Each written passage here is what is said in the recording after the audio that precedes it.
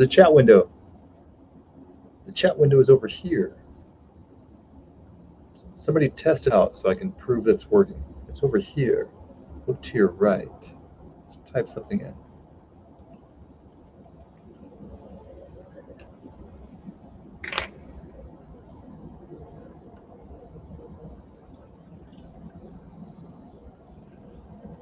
Just a simple test 1, 2, 3 should work.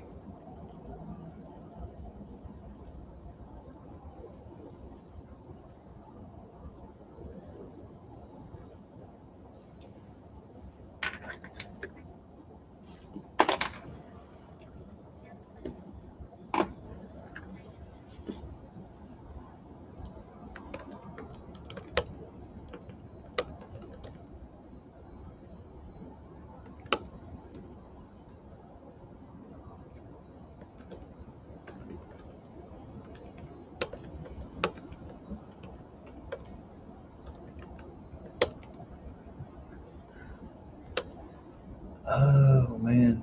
1985.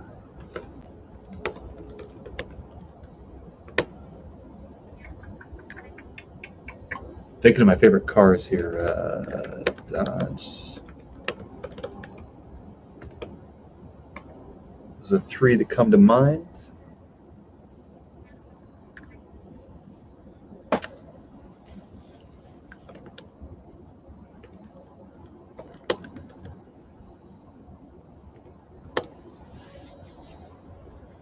Ooh. Prelude. Isuzu.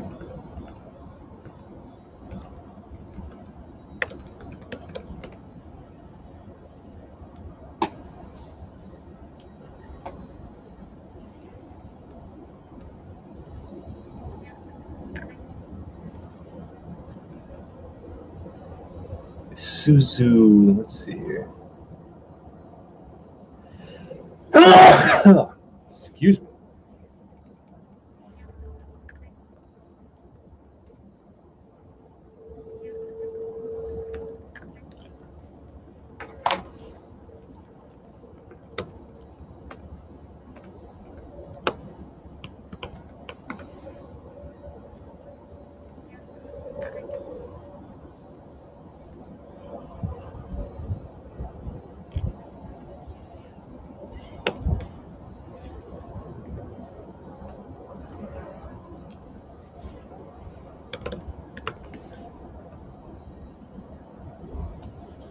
Ooh.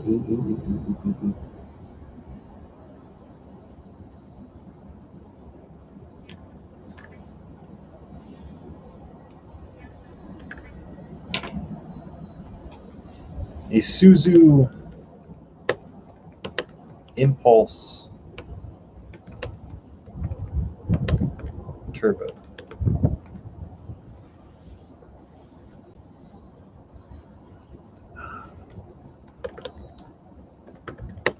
Toyota. I almost bought one of these. Toyota, not the Celica, the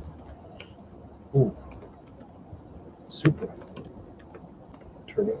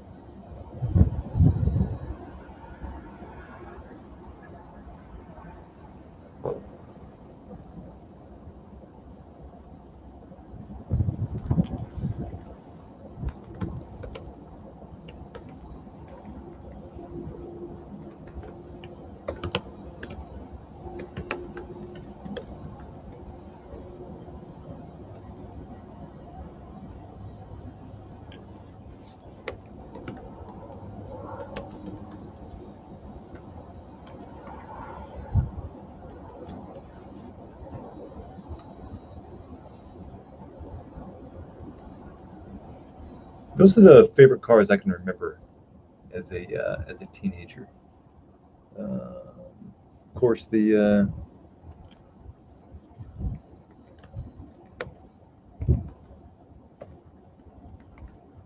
Nissan 300ZX.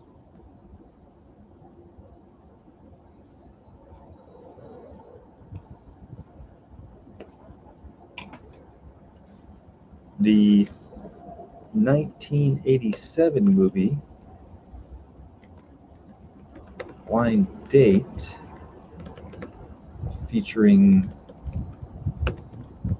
Bruce Willis, had a 300ZX Turbo. That was a really cool looking car. Heavy, but cool.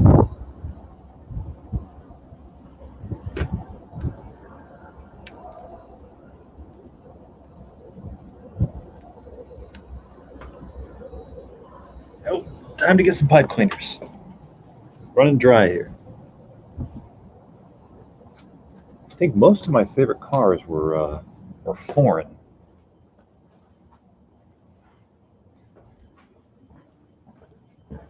Which is kind of ironic.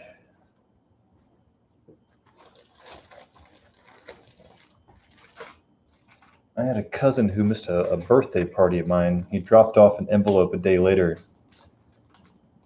He was driving a foreign car, and I gave him crap for driving a foreign car because I didn't know why he showed up. And then he gave me an envelope of $10, and then thanked me for insulting his vehicle.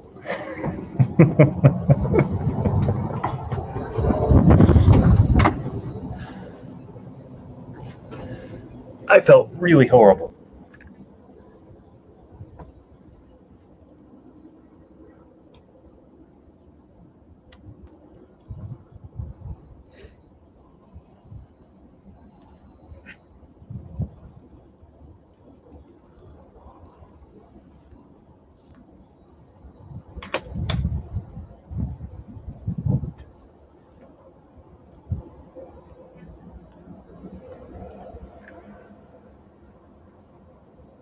All right, guys, let's hear some of your favorites or cars you've owned in the 80s. My first car, I remember it like it was yesterday. First car was a 1988 Toyota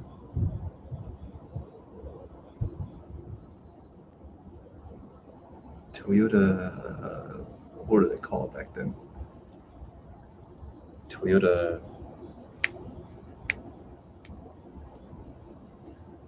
wasn't a Celica. Jesus. Oh.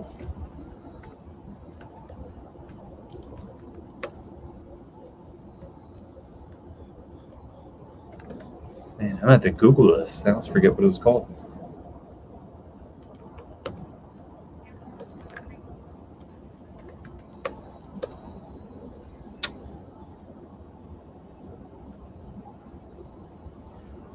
Oh wow. Yeah.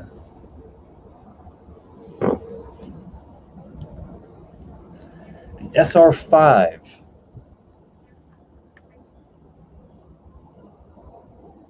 Good old SR5.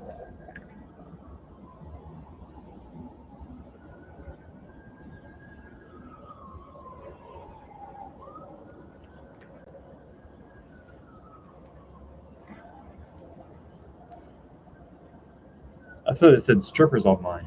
Good thing it didn't.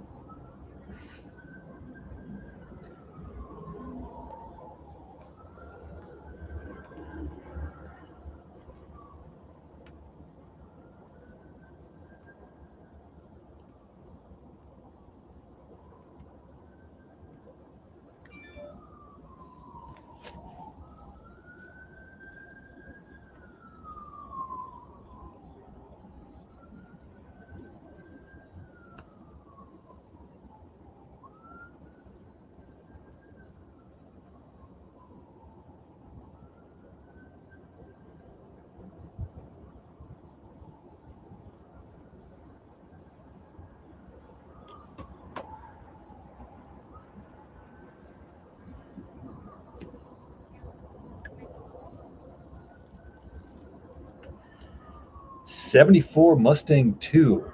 Those are the bad years, from what I recall. The low horsepower, low everything, essentially.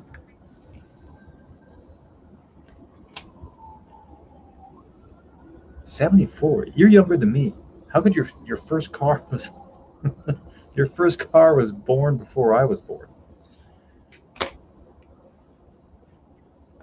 Uh, Bald. Let's go with second car. Second car. There's still time for redemption here.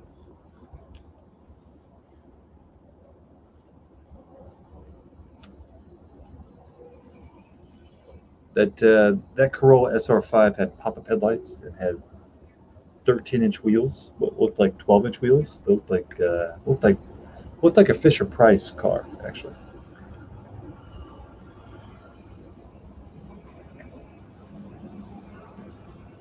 But it was pretty. It was very, very pretty.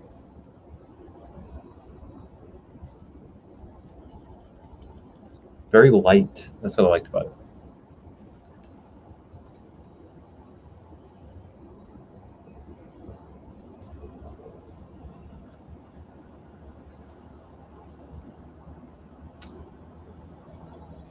First car was the Corolla SR5. Second car was the 1989 Dodge Daytona Turbo with T-tops. I had that for a good 17, 18, 19, 20. I had that for a good 4 years. And then I bought my dream car when I was 22. It's going to be a long night, Bald Piper. You had a rough start, man. You had a really rough start. So my third car, Corolla Dodge Daytona Turbo. I graduated college, got a really good job offer. And before I started the job offer, I bought, this was 1998. And so I could afford a sports car that was about 8 years old. And I bought my dream car for $12,000, which now seems like a lot of money for what I got. I think I got ripped off, actually. But in 1998, I bought a 1990 Nissan 300ZX with about 40, no, 60,000 miles, actually. But that was a $30,000 car, but that was 8 years prior. This is before the internet. Before the internet, you can get ripped off. I think I got ripped off in hindsight. But I drove to Indianapolis. This is back when you used to look at the papers, like traders' posts and whatnot, to find cars. I drove all the way to Indianapolis. It was in pristine shape. But I bought that car. This is the non-turbo version now. But it looked like $1 million. It was the car that I dreamt about ever since I was goofing off in study hall reading Car and Driver magazines. I always wanted this car. Finally got it. It was fantastic, except if you drove on the highway for more than about an hour. But then it was not so great. I had that car from the age of 22 to, God, I only had it like 4 years, age of 26. JB, I'm going to hit up this Cavalier here in a second.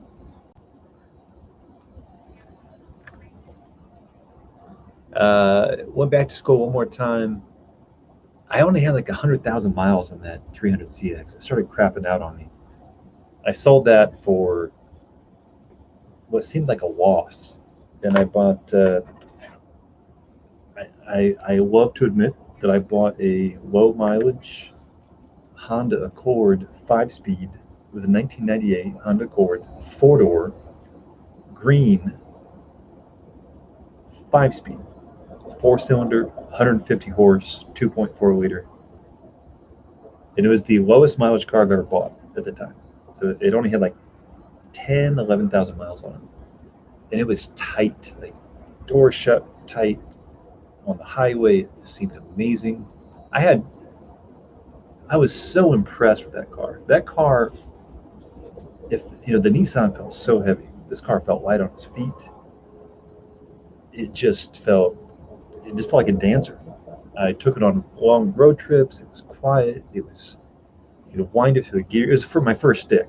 That's the other thing. It was my first stick.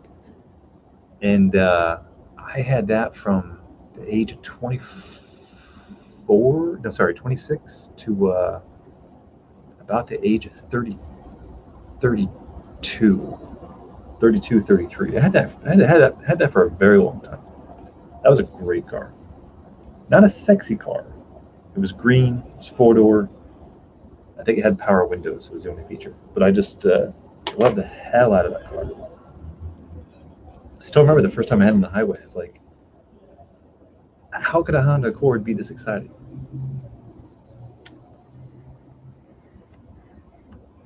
I traded that in, or salvaged it, and got a Mazda Speed 3 as my first real sports car. I had that for about 2 years. And then, strangely enough, I have what I have now. I traded that in a couple years later, and I had bought a Volvo C30. All right, let me catch up here. It feels like I had more cars than that. That only seems like the Corolla, the Daytona, the Nissan 300ZX, the Honda Accord, the Mazda Speed 3. Okay, 6 cars. I bought 2 project cars somewhere in there. I bought a 240, a 280ZX for one summer, and I actually bought a Volkswagen Rabbit when I was 19 for a project car. Those don't really count. All right, JB. First car was early '90s, two-door Chevy Cavalier. I'm assuming that was not a labor of love. Some of the 300ZXs I see on Google Images have this funny hood scoop on the driver's side. Those are the turbo versions. The turbo versions have the hood scoop. The non-turbo versions don't. Okay, hold on a second.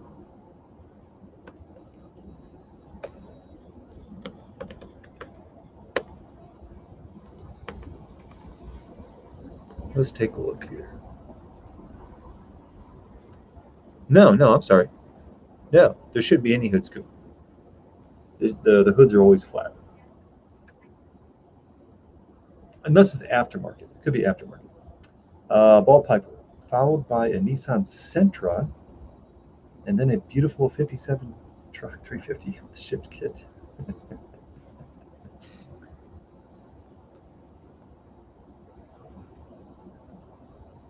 Brother, have you had any car made in the last 20 years? That's the question. I should ask, have you had fuel injection? That's probably the best question.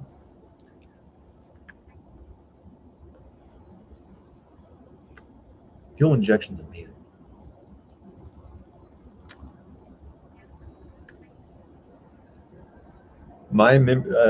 Part of this conversation is about memories of the 80s or early 90s.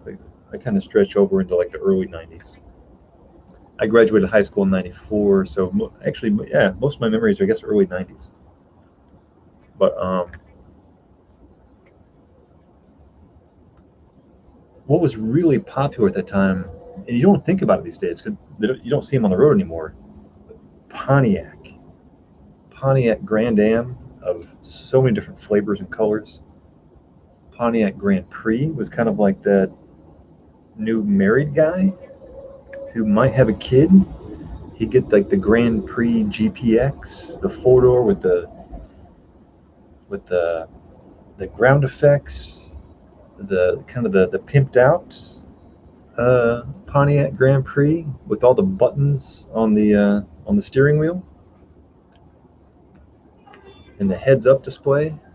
There were so many Pontiacs in my hometown of all different flavors.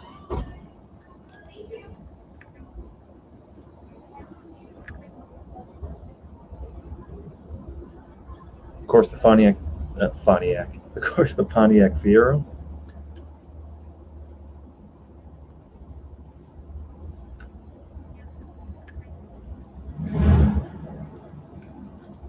I'll never forget the we had a guy come out to our house when I was a kid. I was about 12 years old. And, oh yeah, Saturns. Never drove a Saturn. Never knew someone who had a Saturn, actually. There was a short window of Saturns. Anyway, 1987, 1988, my parents put in a pool, and we needed to put a fence in. And back in the day, you'd go to Sears, believe it or not. You'd go to Sears to buy a fence. And I remember the fence salesman drove out to our house out in the country, and he pulled in. I was really into cars. I had a subscription. I remember it was $12.99 a year. For $12.99 a year, you can get 12 issues of Car and Driver sent to your house. Or maybe it was $11.97. I remember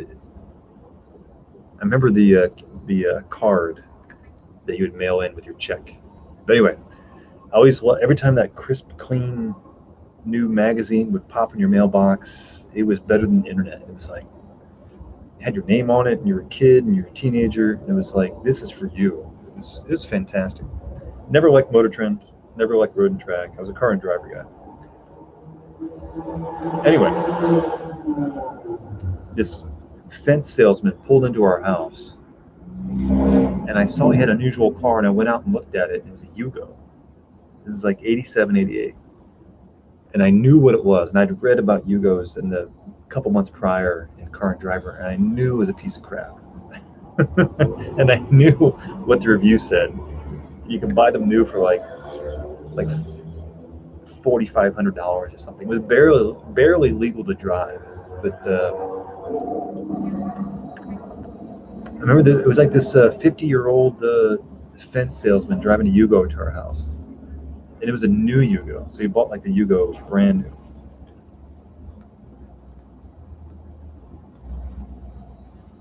I'm gonna have to tell my brother that story.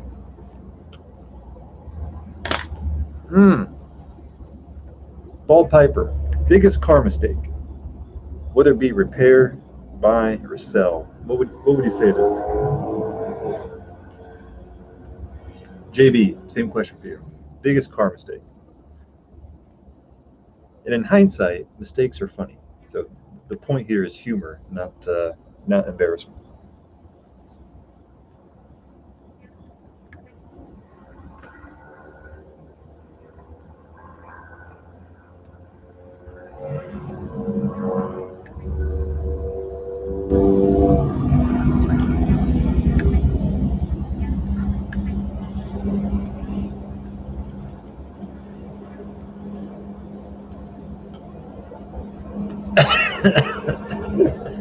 I meant transaction-wise.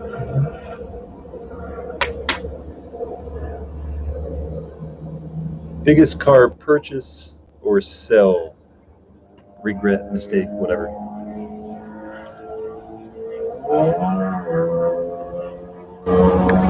Or biggest lemon. Lemons are mistakes too.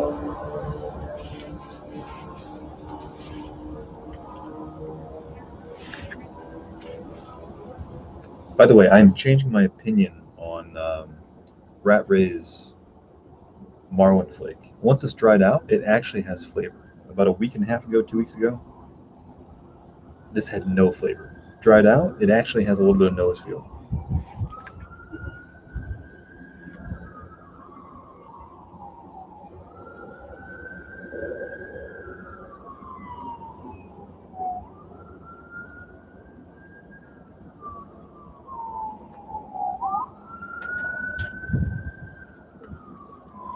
Every man has that decision to make, whether to repair a car or to buy something else and trade it in. For the first time in my life, I had that choice about 2 months ago. I can't believe I made it this far without having a big repair bill, but I finally got a big repair bill, and I was going back and forth, and it wasn't even structural. It was not engine. It was air conditioning. And I went down a slippery slope and realized that I probably spent as much to repair the air conditioner on this vehicle And in hindsight, I wonder if I should have just called it a day and just put that money into a new car. However, the one hidden cost in getting something new is insurance. You don't think about that, but I got a ticket 2.5 years ago, so technically I wasn't quite through that 3-year window.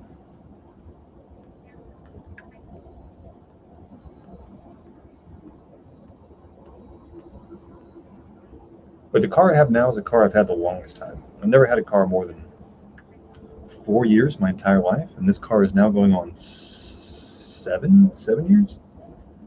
But as you get older, as we all do, my view on vehicles has changed.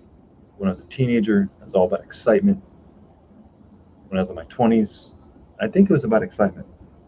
When I was in my 30s, it was more about efficiency and cost efficiency as well, low maintenance.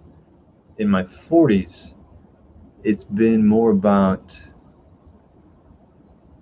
I'm not sure I can have fun in a car anymore. I just want to be safe. I want low maintenance, low cost.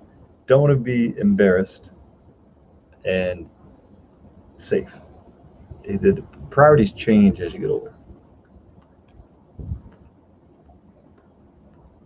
Yeah, JB, to your point, it's a little bit of everything, right? It's a little bit of plates, a little bit of transaction sales tax, a little bit of property tax, insurance. Like there's a lot of hidden costs or additional costs, I should say.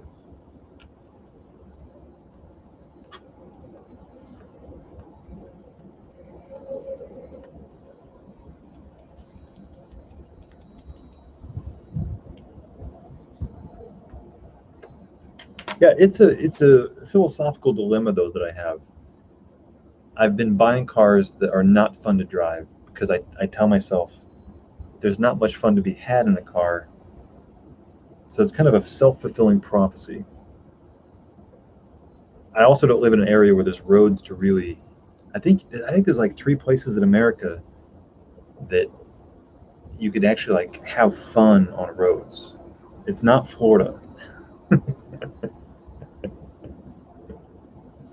It's not the Midwest.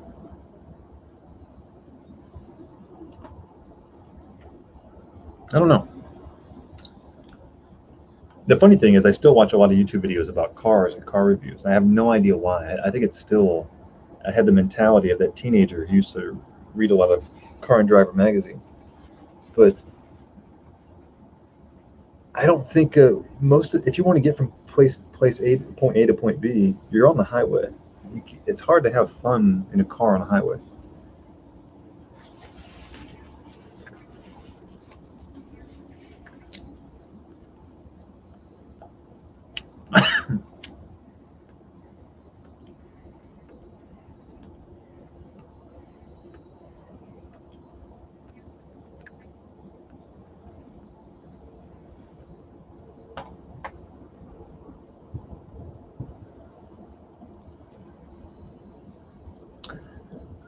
I think my transition away from my cars as being fun is I bought a motorcycle, and then it changed the whole dynamic of what fun could be.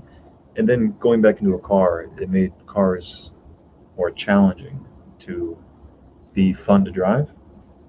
I think you have to be like in California or like Colorado or Utah, someplace with winding roads and like amazing landscapes to look at, or a drag strip, either one.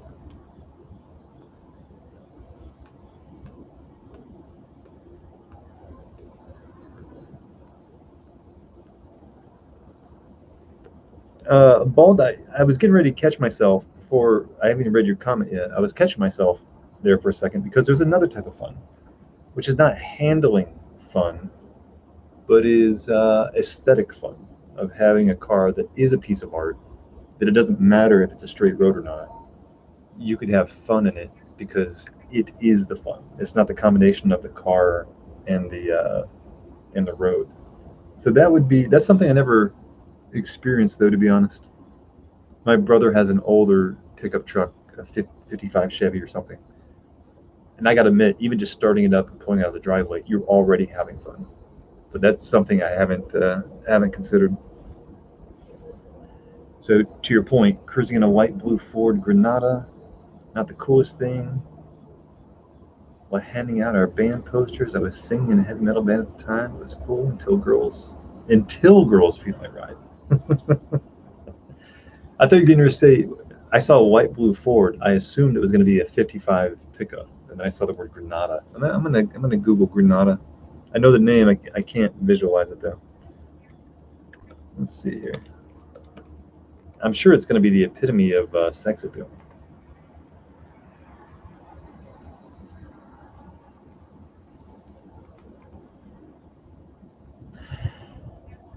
Oh wow. Yeah, there's no sex appeal about that whatsoever.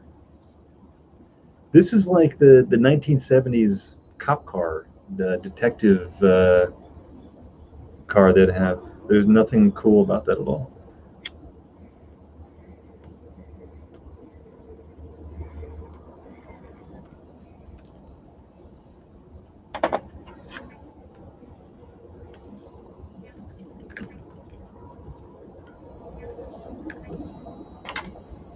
Hmm. My dream car. Back in the day and still today, although it's not practical, but my dream car aesthetically from the outside is we'll call it like I'm gonna pick the year here.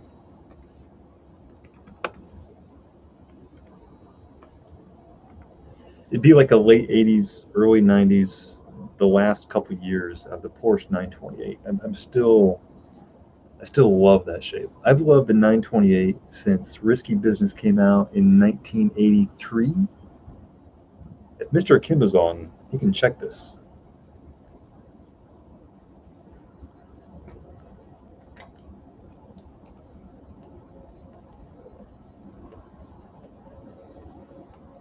I always loved that car.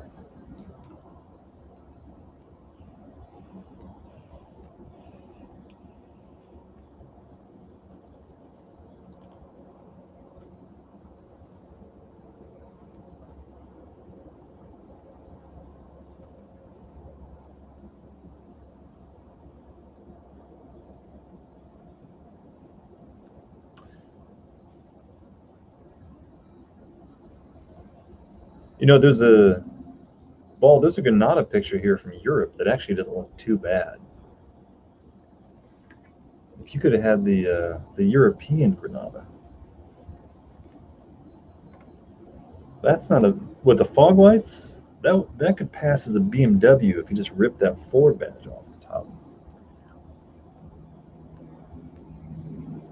That's what you should have told girls back in the day. You should have said this is the European Granada.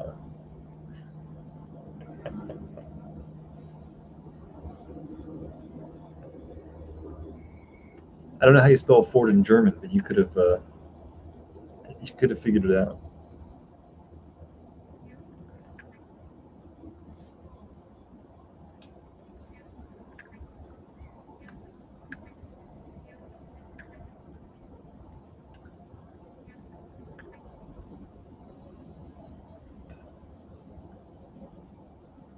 I was the youngest of four, and so my siblings all had boyfriends and girlfriends when I was a kid. So when I was like 10, 11, 12, even if my siblings didn't have cool cars, their significant other would have cars, and that's how I got exposed to cars. There'd be more cars in our driveway because there's always teenagers visiting our household when I was a kid. So my sister had a boyfriend for a while who had a. I had to Google this actually because I forgot they made it. He was a real douchebag, and let me Google it. He had a Pontiac Sunfire, but he thought it was the world, man, and I thought it was the world too until I read the Car and Driver episode or issue about how they just trashed the Sunfire. It almost sounds like an album name. It would have been like let's see, that would have been 19, I don't know, 1991 maybe? Oh yeah, oh yeah, oh yeah. Pontiac Sunfire. It was blue. Let me get a picture here.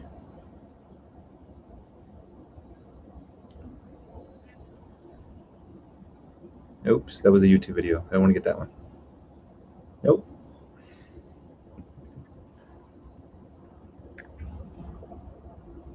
Let's do this one.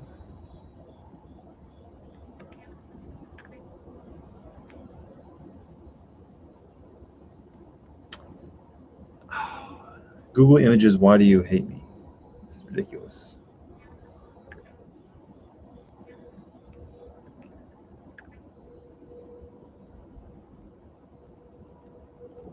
There we go. A little visual reference. That was it wasn't a convertible, but that was the model year.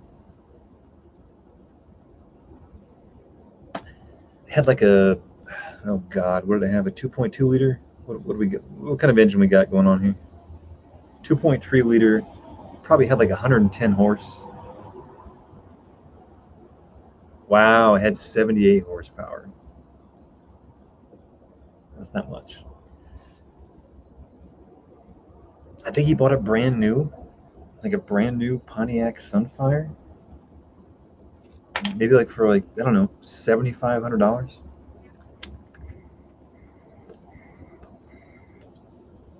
And my sister's boyfriend, he would put, he was such a clean freak. He bought this brand new, really crappy car, and then he would put towels over the seats so that no one would get it dirty. This blue exterior with blue cloth interior, with those really plasticky, cheap Pontiac stereo controls. Everything was like looked like a Fisher Price toy. It was insane. And then my sister got a cooler boyfriend after that. I think I asked her to trade in boyfriends so we can get cooler cars at the house. So her boyfriend after that actually had a pretty decent car. His name was Pat, and he had a 1988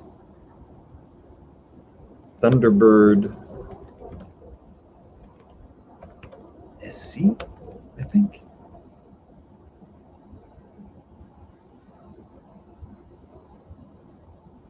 Yeah.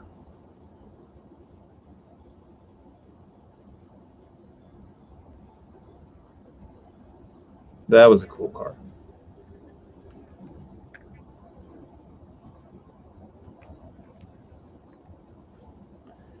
That was a big step up. I felt my sister made a good choice in life. She had a better boyfriend. He had a better car. It kind of brought the family value up on the neighborhood block, up by a significant notch. I'd always evaluate my girlfriend's boyfriends by the kind of car they brought to our driveway. That's the mind of a 15-year-old boy, or between the ages of like 12 and 15.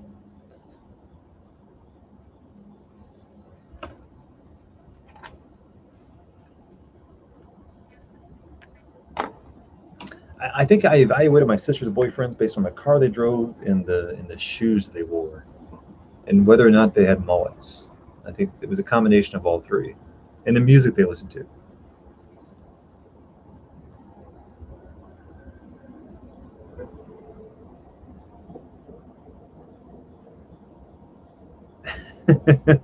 Sheraton, welcome. Even in Denmark, you have your first vehicle. It could be a oh God, what do they drive over there? It could have been what's that French car with the lion on the? I always love those cars.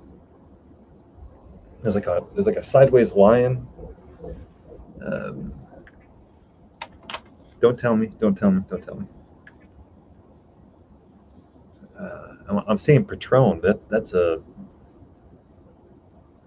tequila. Um,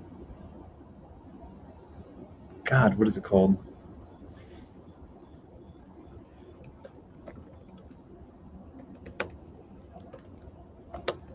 Peugeot.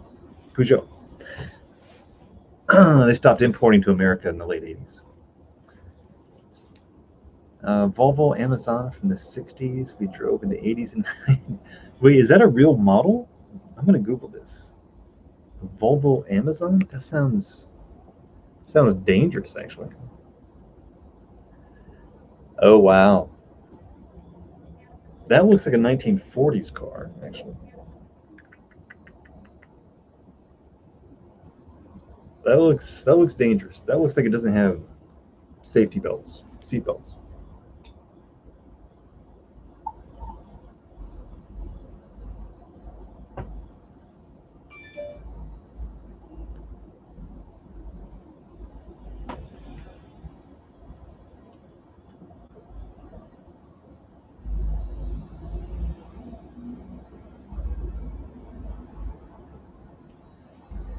No seat belts, was rewired actually.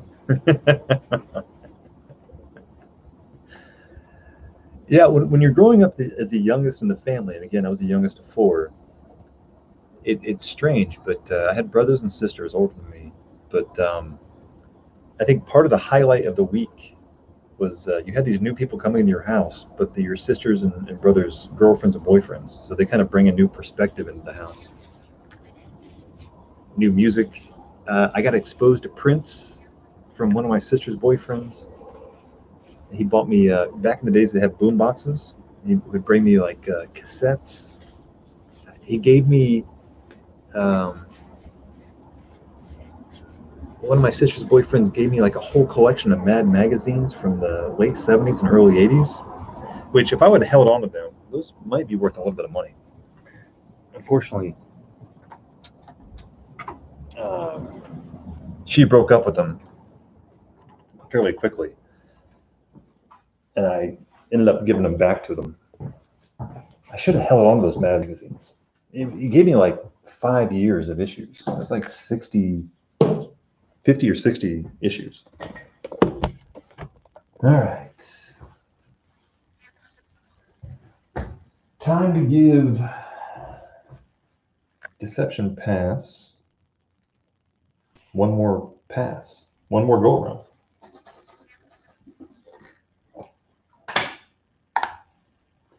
Every tobacco deserves a second chance.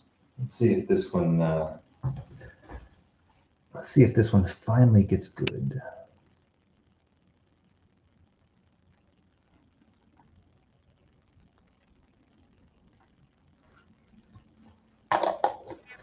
There's always hope.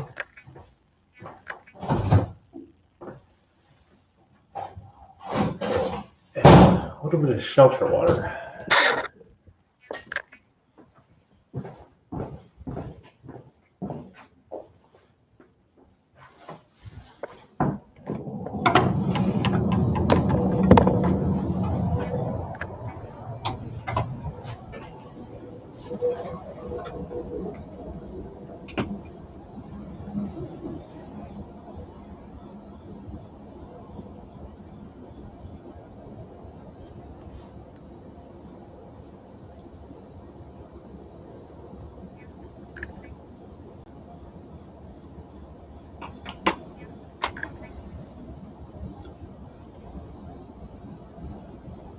What's up, JB?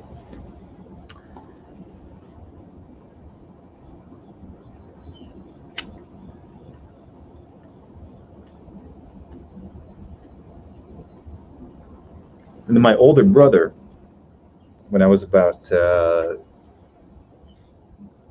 around 12 years old, he bought a 1984 Pontiac Trans Am that it was gray. That was the coolest car in the world. I thought it was Knight Rider.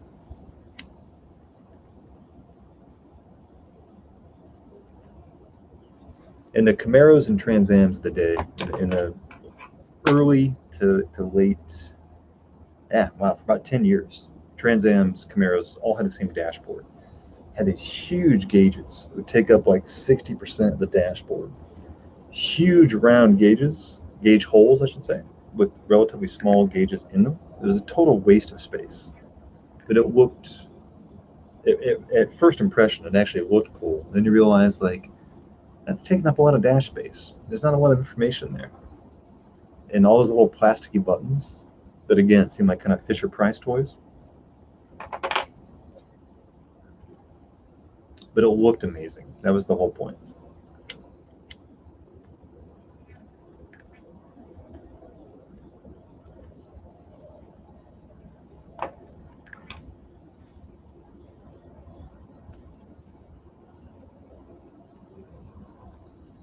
When I first got my license, actually before I got my license, 16 years old, went to take the driver's test. Got to take a written test, got to take a driving test, passed the written test, went to take the driver's test. I ran a red light and I failed it. And I had to wait a good week or two to take it again. Horrifying, absolutely horrifying. I was counting the days down when I can get my license.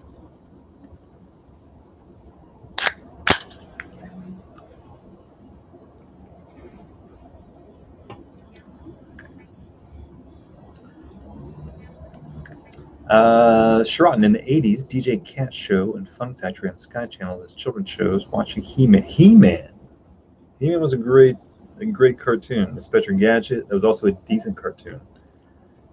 I remember Penny was the daughter of Inspector Gadget, and the dog, I forget the dog's name. Also got a Commodore 64, I remember that, and later an Amiga 500. My neighbor friend had an Amiga, which is basically a computer. And Sheraton, you might remember this. I remember we played one game on his Amiga, which he bragged about. It could only be played on the Amiga. And it was something, it was like Winter Fox. It was a tank game. And you could only see the outline of the tank. It was like Arctic Fox or something Fox or something. It was a tank, and you could only see the lines of the tank, and you could see in front of you. It wasn't a top-down view. It was kind of like a outside view. I forget the name of it.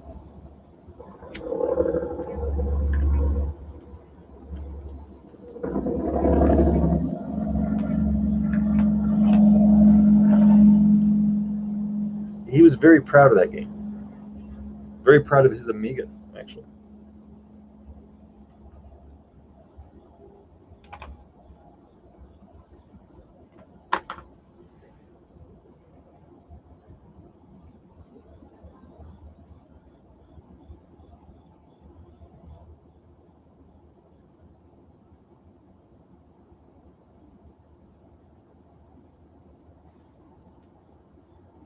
No, I think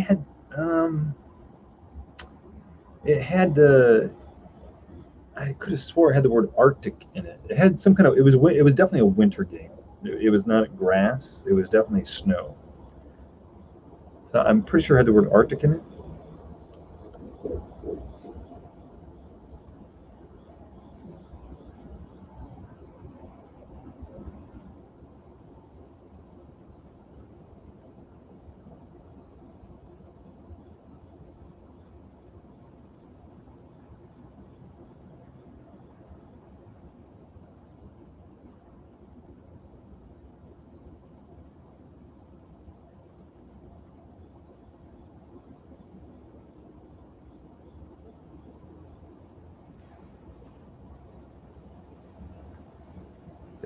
There's no asteroids.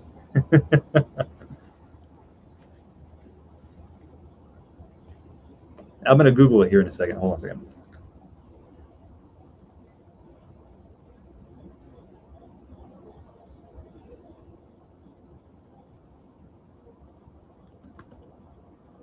Amiga tank game.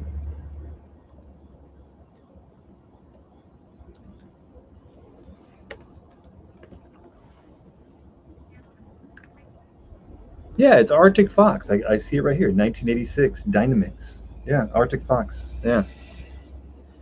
Man, I haven't thought about that for like 30 years. It's amazing how something, I can't remember where I put my keys earlier today, but I can remember the name of a game I didn't even own on a console I did not own when I was like 10 years old. I probably played it 10 times.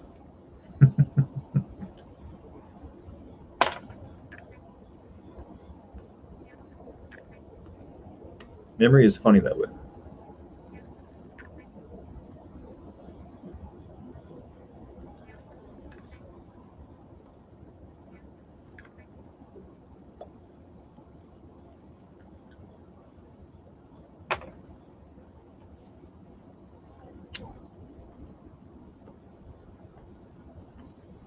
Hmm.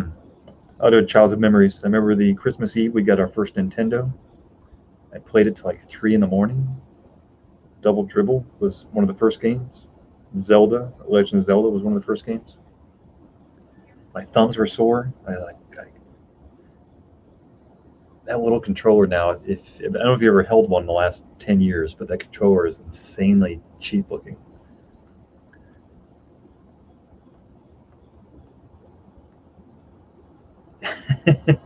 Nuclear war. I watched War Games for the 10th time. 1983, Matthew Broderick, Ali Sheedy. I watched it for at least the 10th time just 2 nights ago. That movie still holds up. It is just, there's not a wasted second in that movie. It's just fantastic.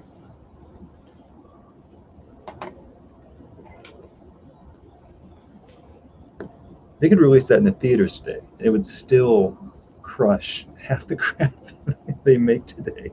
It's just such a great premise.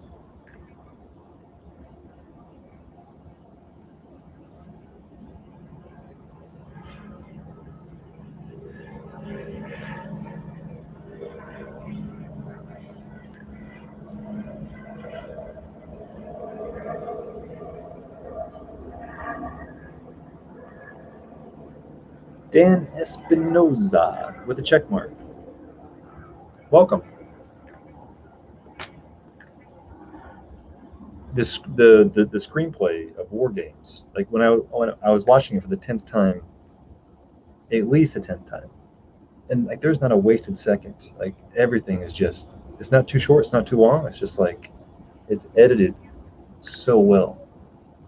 There's no dull moments, no downtimes. I love the fact that there's floppy disks and huge hard drives and command lines.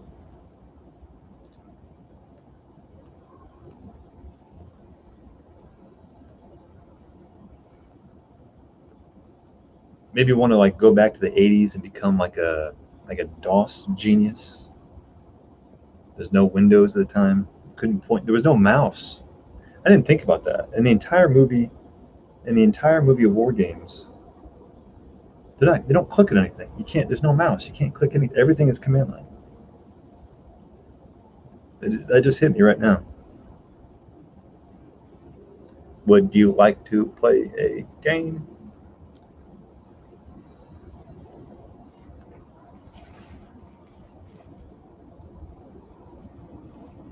Hmm.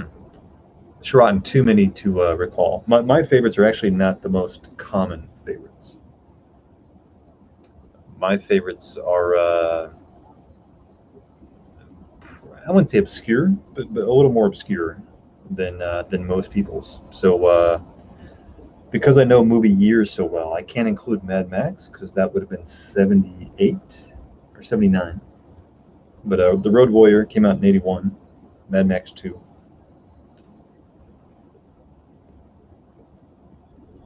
The Thing, I've come to appreciate. I never saw it in the 80s. I never saw it in the 90s. I saw it like 5 years ago. But I have a retro love for that. That came out in 82. War Games, I could watch Footloose all day long. I've seen Footloose at least 10 times. That still holds up. The cinematography in Footloose, there's a lot of graininess in those. When Kevin Bacon talks to the minister father, right before the big dance, I remember that the film grain in that scene is just, it's to die for. I'd love to see that on the big screen. The soundtrack of that movie is also fantastic. Mm, Aliens, 1986, but that's a little more actiony. I'm not a big action guy. 1987, Some Kind of Wonderful, a movie you guys probably never saw. Eric Stoltz and the chick from Back to the Future. 1984. You're asking a movie guy, so now I'm thinking of everything. Um, at Close Range, Sean Penn, Falcon and the Snowman, 1983, Sean Penn. Sorry, 85, Sean Penn.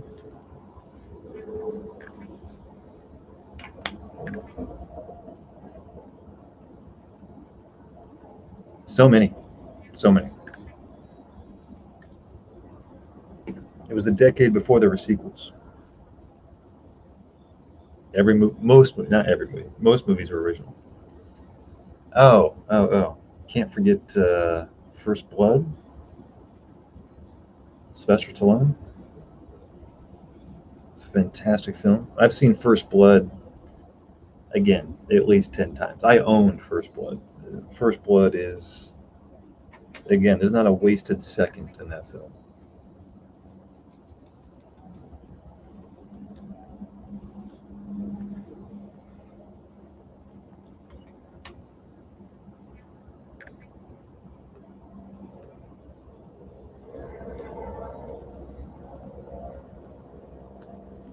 I even rewatched The Color of Money, 1986, the sequel to The Hustler. Paul Newman, Maverick, Tom Cruise.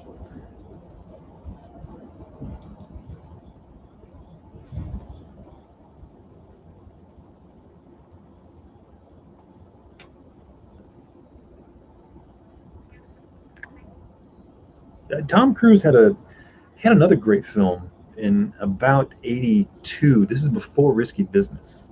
A lot of people haven't seen it. Craig T. Nelson was in it. It was called All the Right Moves. It was about a football star. The girl from Back to the Future was in that too. The mom.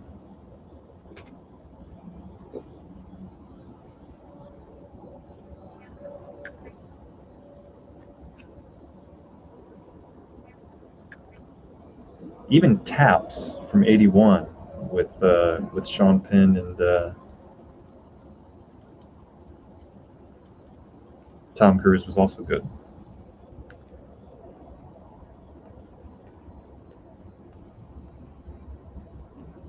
Yeah, the '80s was a fantastic decade for film. Fantastic decade for films that age well.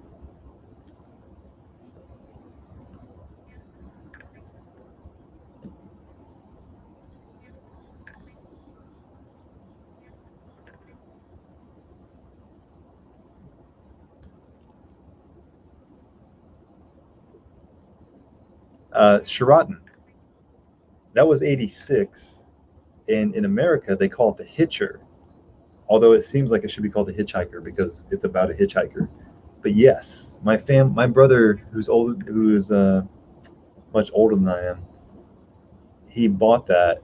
So when I was like 12 years old, I saw that on VHS in our house as a young kid, and that was a terrifying movie. And I just watched it earlier this summer again, and that still holds up. Still holds up. Rutger Hauer was very ominous. C. Thomas Howell had a great career. I don't know what happened to him. C. Thomas Howell, who was the main star of The Hitcher, roughly his first film was that Francis Ford Coppola movie, The Outsiders. The Outsiders is also a great movie. From like, he was a star from The Outsiders all the way to like Soul Man in '86, '87. He had like 5 good years. and then left the face of the earth. I'm going to keep going on this rant of great movies. 1980, Ordinary People, directed by Robert Redford. No one's ever seen it unless you're into drama. Won an Academy Award. Timothy Hutton that was his first movie. He won the Academy Award for Best Actor. He was 20 years old. Devastating movie, devastating, but very understated. That's a fantastic film.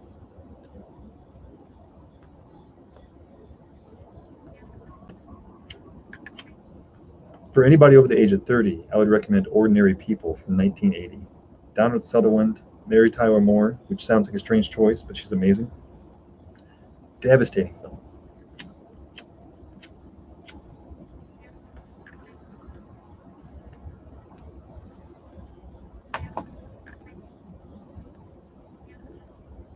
In Denmark, they always change the titles about. We don't dub them, but often give them another title, which I always disliked. I know what you mean. I spent a semester in Holland, and I saw the effects of that. And you can't forget Karate Kid, 1984.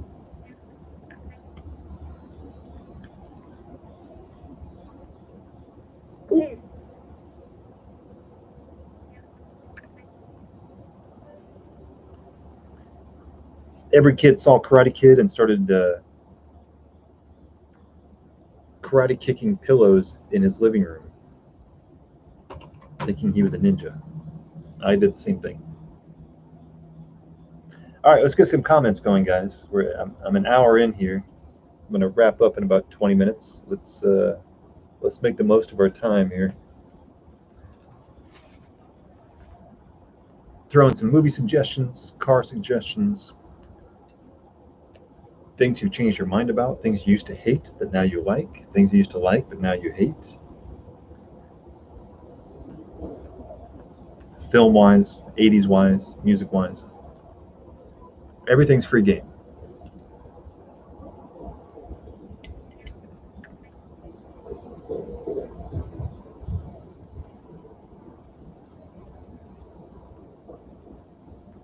One movie that's often talked about being fantastic in the 80s, although I was never a big fan. I'm a fan, but I'm not a big fan. It was Princess Bride. I've seen it twice.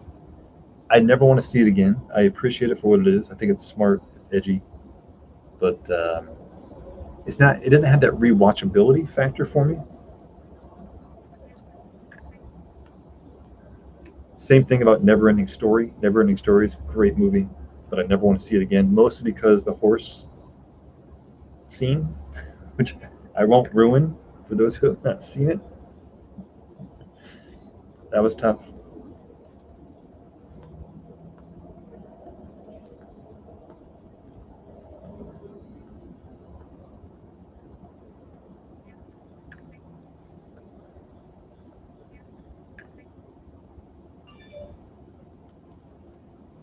Back to School, Rodney Dangerfield, 1986. Great film.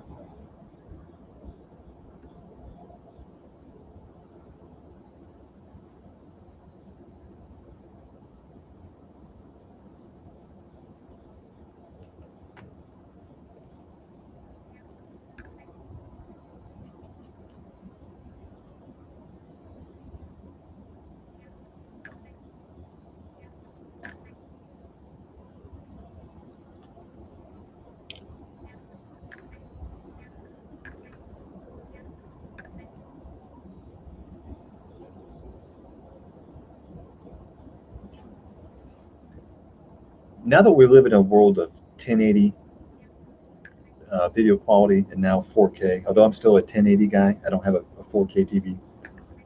I watch mostly things on my laptop, so that's about 1080, sometimes 720. I can't tell the difference from close proximity. But we're used to high quality headphones and stereo and Bluetooth. When I think about it, most of these movies I watched on a 25-inch RCA tube TV with a mono speaker, and they are still amazing. I can only imagine. Actually, no, I can't imagine. I don't think it would have mattered whether it was in stereo or quadraphonic or surround sound. I think something gets lost in the obsession with perfection. At least at a young age. At an older age, obviously, then you start critiquing video quality and audio quality. But as a kid, my impressions of watching First Blood through a mono speaker on a tube TV with 480 DPI. That's all. That was like earth shattering, earth shaking.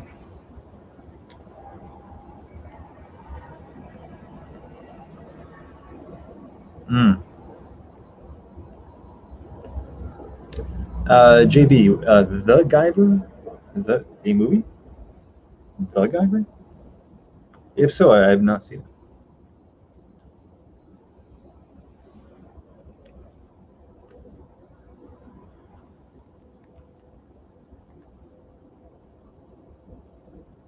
Oh, 1991 sci-fi.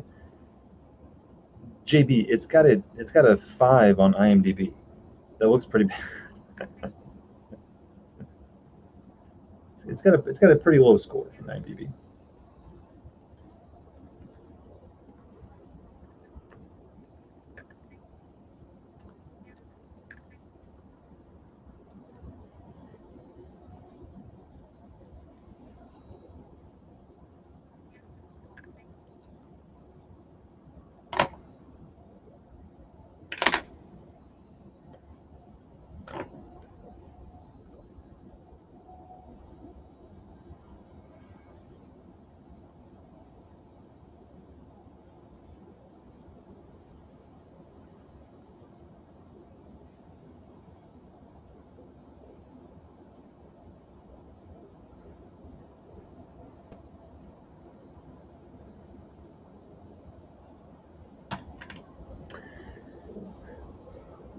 Forgot the one from the 80s, Blade Runner.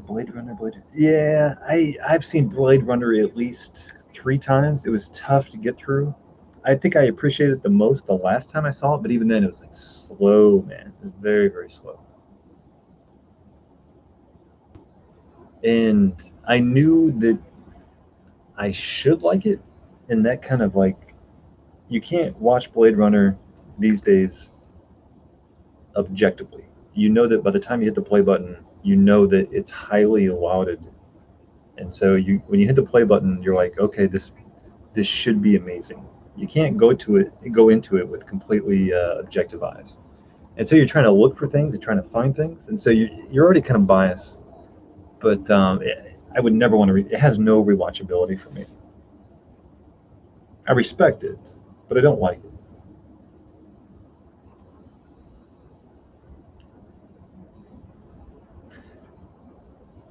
And I saw 2049.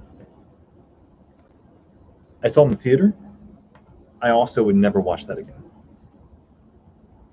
It had scenes I thought were cool, but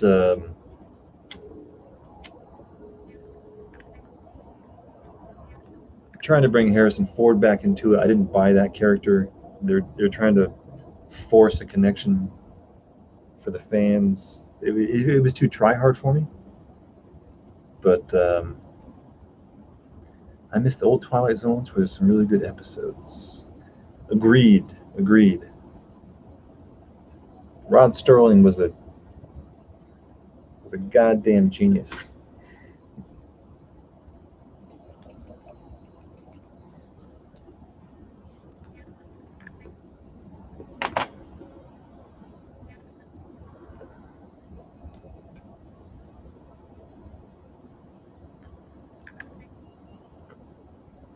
With all the titles we mentioned in the 80s alone of great movies, there's no chance we'll get that many great movies in the 2020s. It seems like it's going downhill with the production and script value. Agreed. Sharon, I would say this. I'd say, hmm, I would say, much like music, once stories have been told, there's unique stories. Unless you rehash them, it's hard to find incrementally new ideas. So part of it, I feel like you can't blame, because there were so many unique stories that came out in the 80s that if you made something similar, it seemed like you're stealing, much like music. So I'm kind of mixed, but I agree.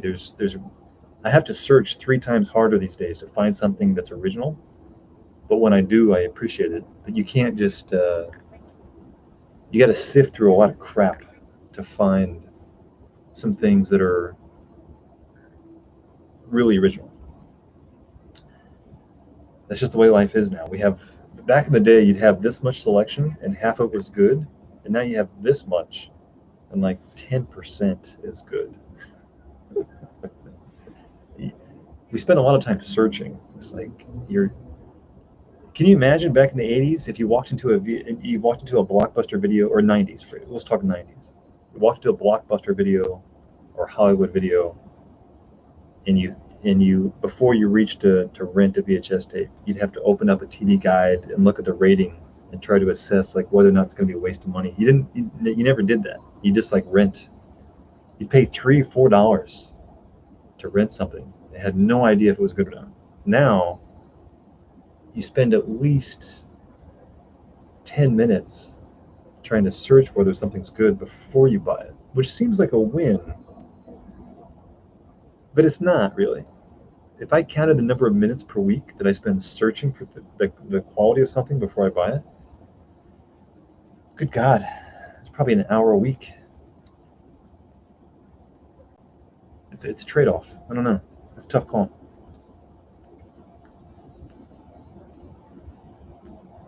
I'm on IMDb.com at least five out of 7 days a week, trying to figure out, am I going to be disappointed if I rent this? It makes everyone in America become a researcher, which is it's a job we're not paid for. Hmm. On that note,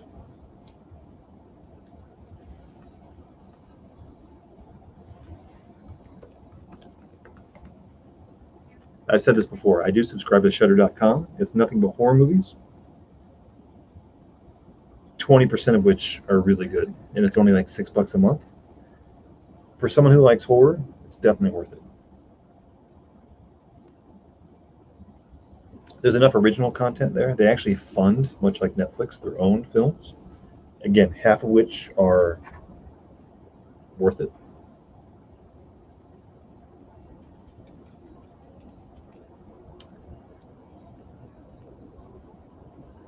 Yeah, the trailer, you can't tell anything about the trailers. It's just the trailer is nothing but 2-second clips of like sound effect, like pow, pow, pow, because they have to try to make it exciting. Yeah, trailers are crap. Trailer can make anything look good.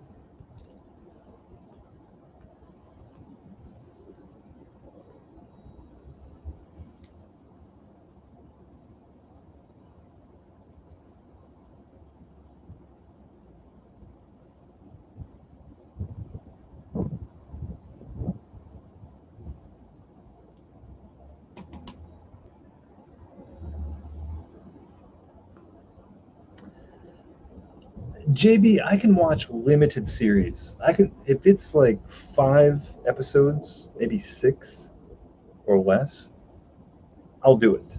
If I think it's a ploy to rack up viewer time over seasons, I can't do it. So if it says season 1, I'm probably not going to watch it. If it's like Chernobyl, which came out on HBO, I don't know, 6 months ago, and it's released and it says episode 1 through 5 and it's done, it's a complete story, I can do that for sure. But I've been I gave a couple of series a shot, and then I realized they're just trying to stretch this. Subplots, additional characters. How do we get a season 2 out of this? How do we get a season 3 out of it? And like you can tell which subplots are not going anywhere. So I don't do a series. Mm.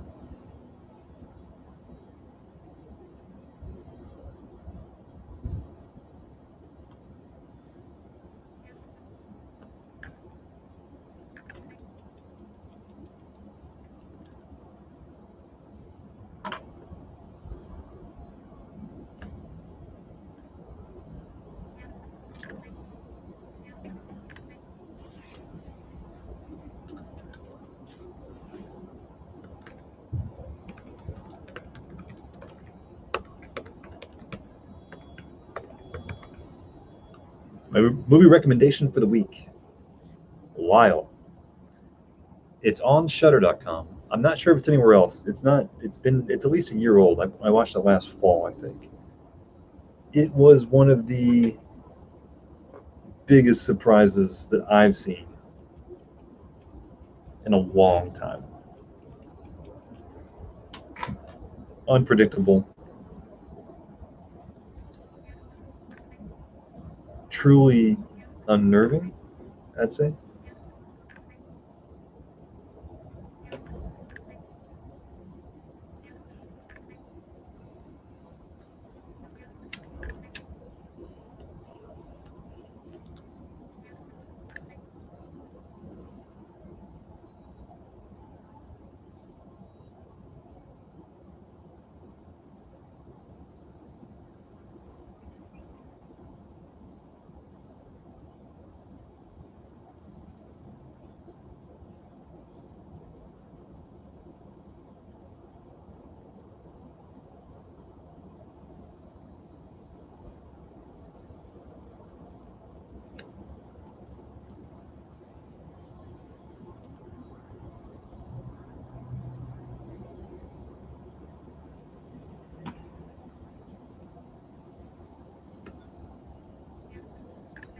Wow, we hit max viewership at the end of the stream.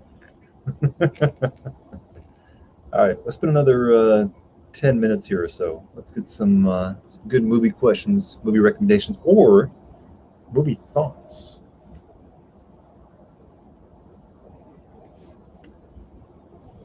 Movies that you thought were overrated, movies that are underrated, recent finds.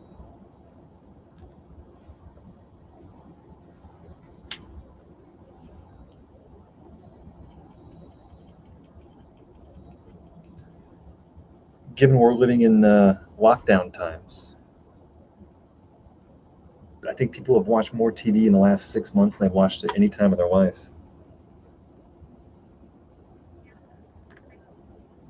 A lot of documentaries. I watch a lot of documentaries.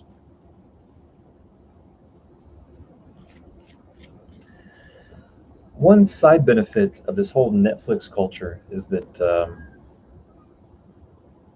this age is now more knowledgeable about history than any previous age because there's so many documentaries on for free just to stream.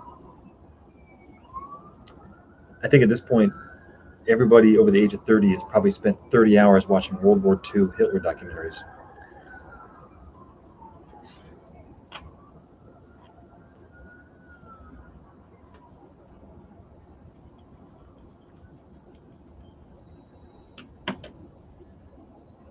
1917 was pretty good.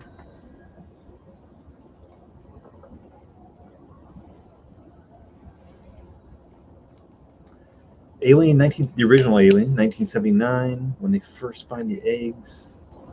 You see the movement inside the eggs and actually Blake Scott's hands moving.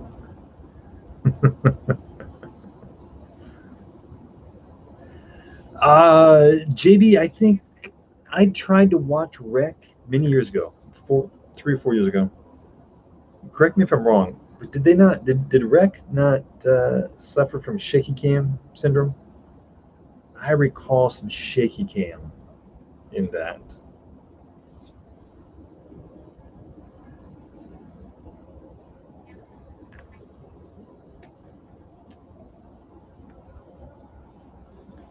And I think that's why I had a hard time watching it. Okay, okay.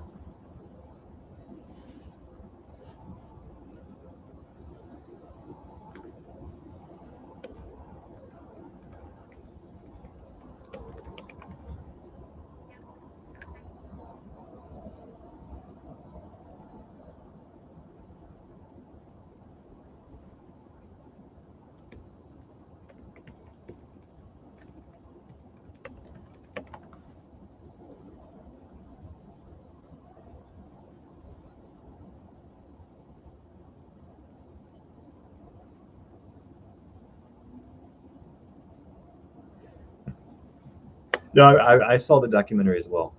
I know exactly what you're talking about.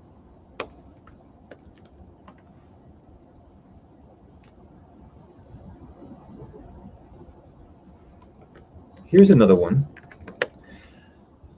The one benefit of this whole Netflix and Amazon Prime thing is you're getting more and more exposure to foreign films, which I think in general is good. There are occasional finds. And I used to, in my 20s and 30s, I had no problem reading subtitles. Now I like to multitask a little bit. So it does seem more taxing to read because I'm not used to focusing on just a movie. Um, Either that or I'm getting lazy. But here's another movie recommendation that, again, biggest finds of the year for me.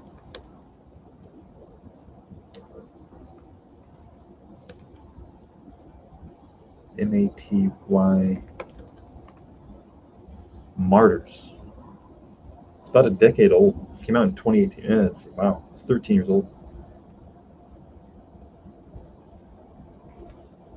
Nothing prepared me for that film.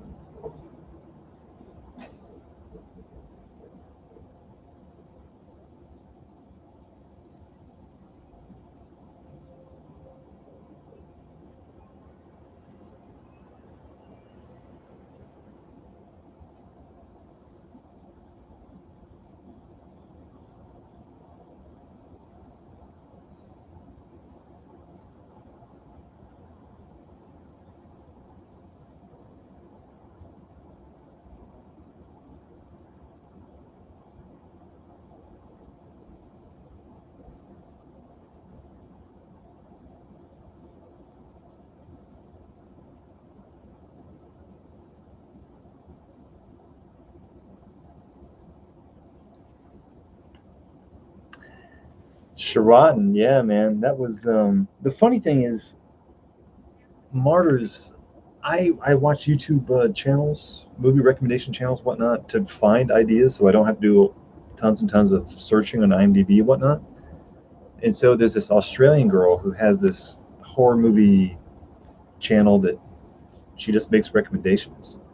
And I saw her top 20 of all time, and I was kind of pissed because she didn't provide a list, so you had to watch her video and like write them down in pen and paper.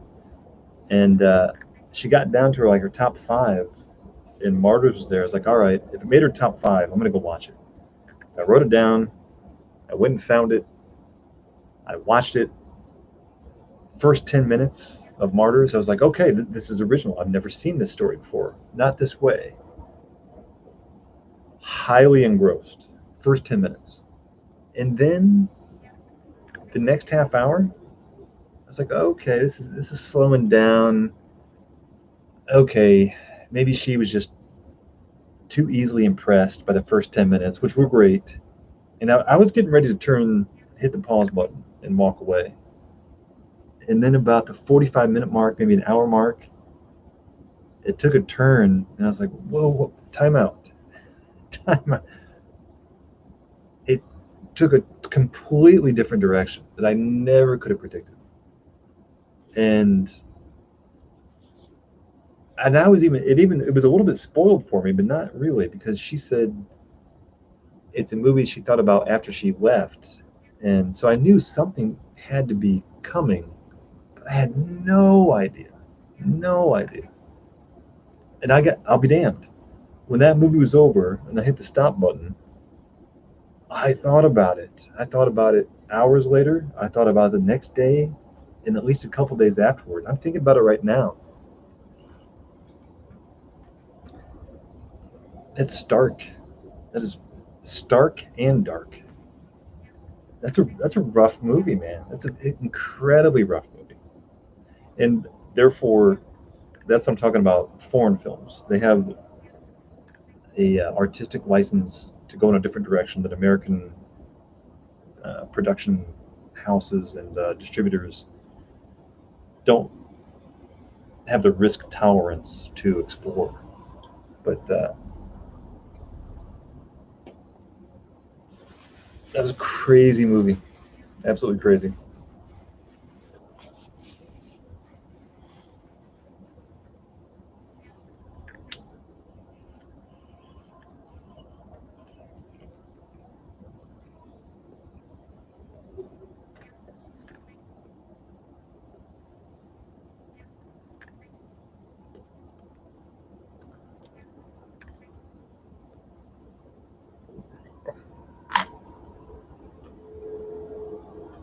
Oh man, we hit 10 people there for a second. Damn.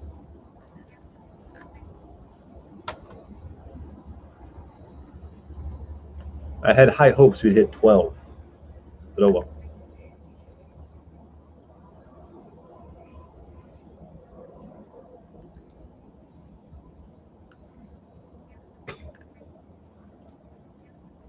I almost forgot what I was smoking. This was a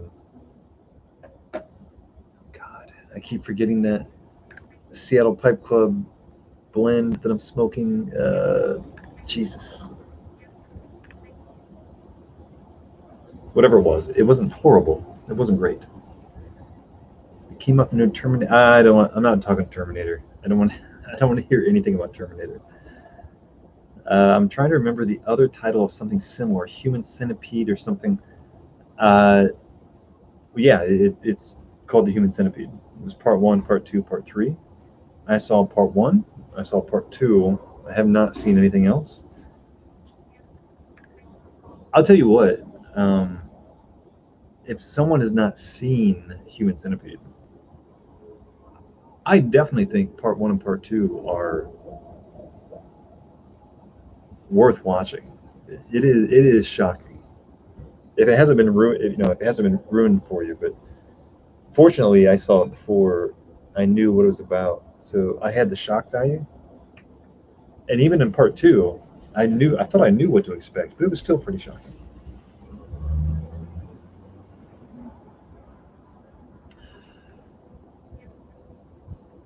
Sheraton, I got one for you, man. I've got one for you that I'm pretty sure you've not seen.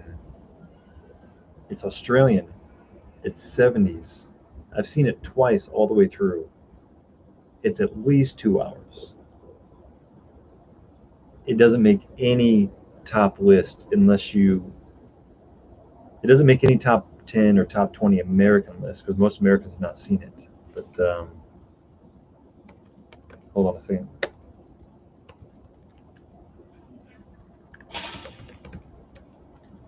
Nope, nope.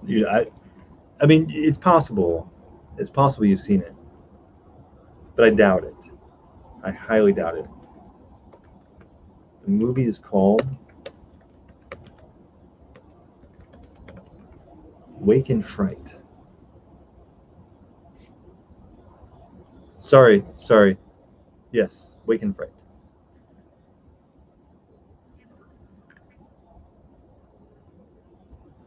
It is undescribable.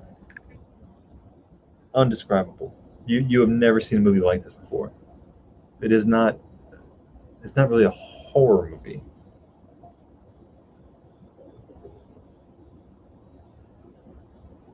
per se. It is.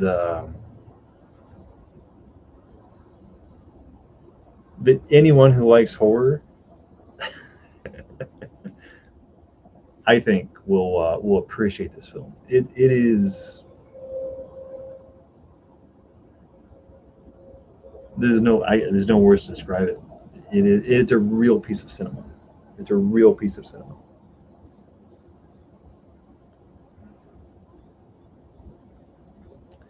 I saw it on a whim. I was like, I don't know. How good could it be? I've seen all the top 100 IMDb lists. I've seen all the top 20 lists of all my favorite YouTubers. How could this be good? I gave it a shot. This is about a year ago, and I watched it for the second time about a month ago. I didn't even think about hitting the pause button. It's just it's cinema at its finest, and it is stark. And Donald Pleasance is in it, which is also you realize how fantastic of an actor he was. Everyone knows him from the Halloween movies, and he's in a James Bond movie, some other movies. But what made me think of Wake and Fright was Martyrs. That depth of depravity.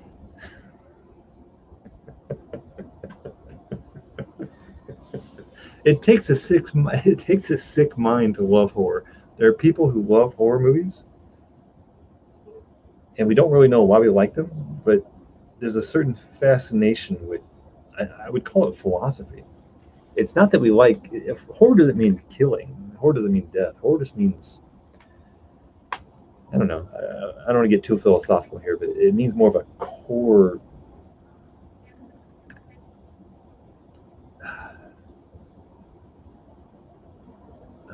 question about the human existence, I guess. I don't know. You can't avoid the darkness of some of the elements of being human, and I think that's what horror movies touch on. And this one, this one touches on it all over the place in a way that I've never seen a movie touch on that topic before. It's a real, it's a real exploration.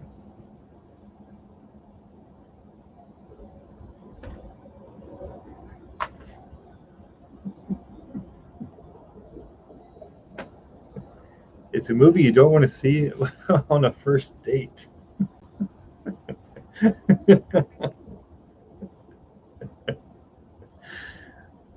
There's a lot of movies like that, though. I was looking at the IMDb rating here. Let me see what it is. I'd say like a 7.7. That's about as high as I get.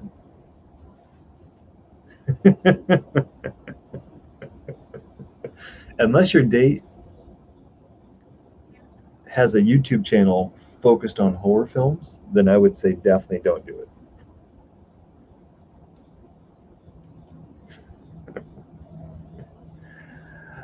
All right, guys, I'm going to sign off here in a few minutes. Let's give a minute or two to any last questions, recommendations, movie recommendations, thoughts,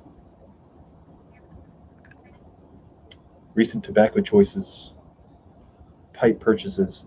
Amazon Prime Day is coming up. Is it at midnight? Is it the 13th? I'm not sure. I'm not a big Amazon Prime guy, but I've heard a lot about Amazon Prime Day coming up.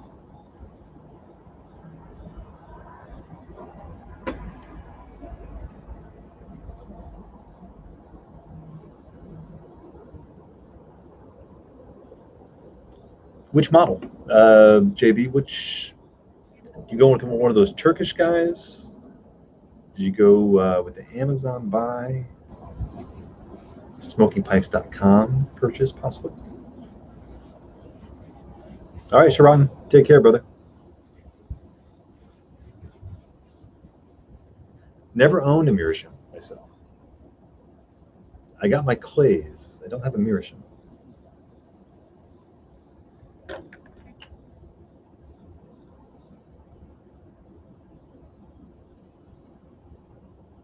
Wow. Whoa, whoa, whoa. You make it seem like you're experienced. I use Meerschaum Market.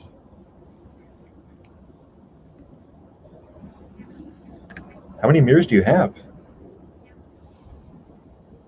Oh, wow. Interesting. I'm checking it out right now.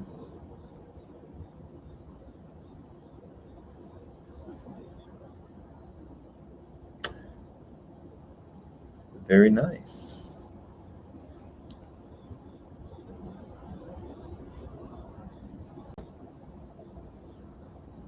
In a blindfold test, JB, do you think you could tell the difference between that and a briar pipe? Or is it more the combination of aesthetics and material?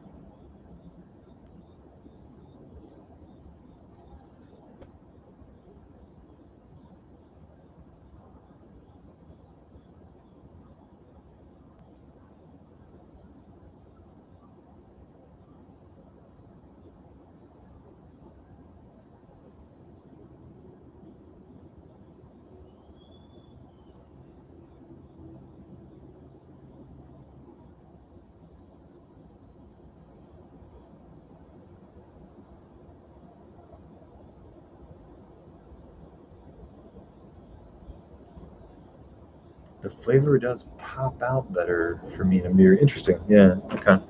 I can see that. Unfortunately, they don't make a clay pipe that's a real size bowl. The clays are so small, and they're usually pretty long. But I do feel it's more like mainlining tobacco. All right, guys, I'm going to call it a night. Thanks for hanging out with me. Apologize for the 2 false starts, but I now know it's counterintuitive. But when I hit the stream now button, I thought if I wasn't going to talk about tobaccos, I could hit the safe for kids. But if you do, strangely enough, there are no comments. I would think it'd be the other way around. If it's not, if it's safe for kids, you can't comment. If it's not safe for kids, you can comment, which means kids can still. I don't know. I don't understand it. It makes no sense to me. The safer it is, the less you can comment on it.